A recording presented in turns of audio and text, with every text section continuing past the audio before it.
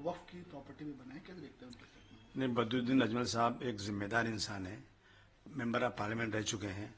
अगर उन्होंने इस तरह से कहा है तो उनके पास कोई उनको एविडेंस होना चाहिए, और अगर एविडेंस है तो मैं समझता हूँ ये अफसोस की बात है कि हमारी ज़मीनों पर बंदर बांट हो रहा है। कहीं नेता लोग पकड़ रहे हैं कि गवर्नमेंट ले रही ज़मीनें। ये ज़मीनें अल्लाह के रास्ते में वक्फ गई हैं।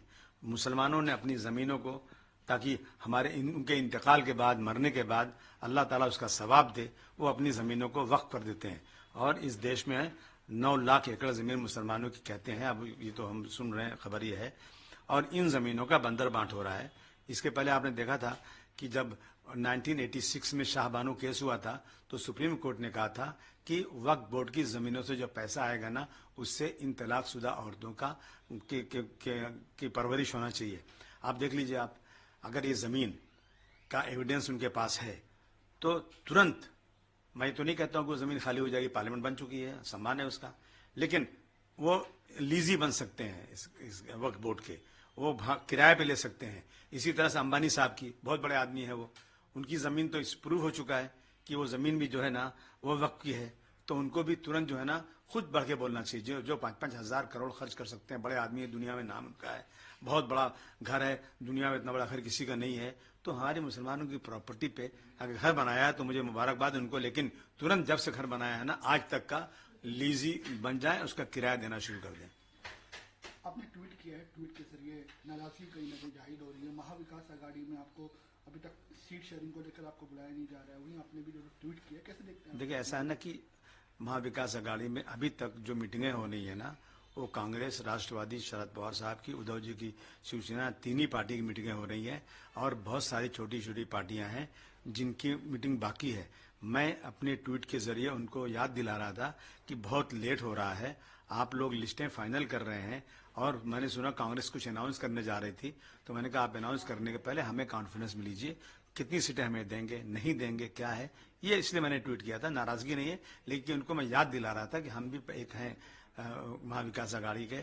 हम लोगों ने पूरे इंडिया अलायंस में काम किया, बहुत फायदा हुआ, और अखिलेश जी, राहुल जी के ताल्लुकात भी अच्छे हैं, बातचीत भी इनकी होती है। मैंने दोनों को भेज दिया कि दोनों कल कश्मीर में थे, तो मैंने ट्वीट कर दिया कि लोग पढ़ लेंगे तो शायद ये लोग आपस में बात करके जल्दी फाइनल कर दें। समाजवादी पार्टी जो है कितनी सीट मांग रही है? सर, मैं 12 सीटें मांग रहा हूँ, 12 सीटें मांग रहा हूँ, और वो सीटें मांग रहा हूँ जहाँ पर मुझे वही सीटें चाहिए जहाँ पर मेरे जो पार्टियां महाविकास आघाड़ी में है, जिनका सीटिंग नहीं है, कई बार से सीटिंग नहीं है, वही सीटें मांग रहा हूँ। भिवंडी में 90 से उस भिवंडी वेस्ट पर कांग्रेस चुनकर नहीं आई है। आज भी मैं कहता हूँ कि यदि वो सीट छूट जाएगी और कांग्रेस लड़ेगी तो कांग्रेस चुनकर नहीं आएगी, वो सीट मुझे दे दें, मैं चुन के आ जाऊँगा। क्या आप सेक्रीफाइस करने के लिए जाती हैं? क्योंकि अगर भिवंडी की मालेगांव में जाती है तो क्या आप राजी होंगे?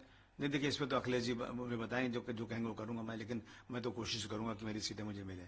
और अखिलेश यादव का दौरा है महाराष्ट्र? जी हाँ, जी हाँ, अखिलेश भाई आ रहे हैं, और कम से कम महाविकास आघाड़ी के लोग, इतने बड़े नेता श्री अखिलेश यादव, जिनकी पार्टी देश में तीसरे नंबर पर है, वो आएंगे, मालेगांव जाएंगे, वो आकर जाएंगे, धुलिया जाएंगे, ये नेता लोग देखेंगे तो क्या ये सीटें उनको नहीं देंगे? जरूर देंगे। कल महायुति ने अपना एक रिपोर्ट कार्ड जारी किया जिसमें उन्होंने कई योजनाओं को लेकर बात की, कैसे देखते हैं उनका रिपोर्ट कार्ड? ऐसा है ना कि रिपोर्ट कार्ड सब है, लेकिन मैं पूछूं उनसे कि एक आदमी गाली दे रहा है, मस्जिद में घुस के मारूंगा।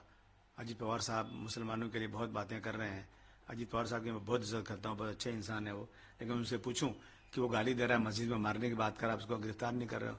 एक आदमी रसूलुल्लाह सल्लल्लाहु अलैहि वसल्लम के खिलाफ तौहीनी लफ्ज़ बोल रहा है, उसको आप गिरफ्तार नहीं कर रहे हो।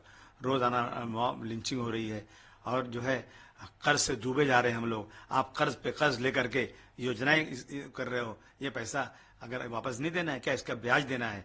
मारवाड़ी की तरह से पैसे सबसे लेना और बाद में बांट देना, मैं समझता हूँ सिर्फ और सिर्फ इलेक्शन के लिए हो रहा है।